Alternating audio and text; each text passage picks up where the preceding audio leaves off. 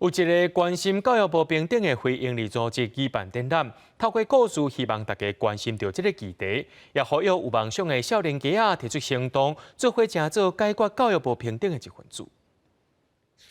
就是小孩子他们现在他们家是自己一栋独立的伫立在深山里面，他们周边没有同侪，所以他们也没有办法接收到太多的文化资源的刺激，所以导致他们会有文化刺激不利的迟缓问题。伫花莲偏乡担任国学1年的导师廖朴竹，愿意行入偏乡成做教育工作者，是因为家己成长的经验。因为可能是自己的家境，或者是我的学历之类的，所以我会觉得自己受限了。我就很希望我可以带给这些孩子的是，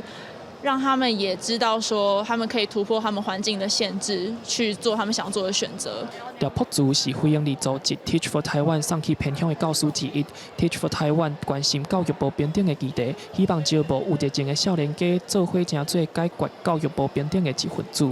阮每一个人拢有读册，啊，每一个人拢有受过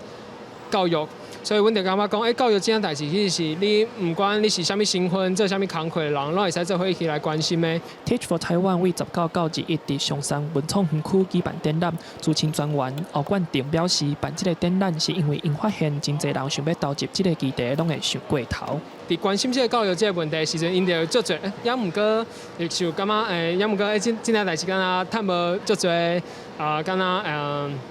足辛苦的，所以阮就会办这个展览叫做“可是在治所”。Teach for Taiwan 的展览内底有真侪投入偏乡教育的老师的故事，希望大家莫互也毋过拔掉咧，勇敢对望。记者林书豪、谢桂林台北报道。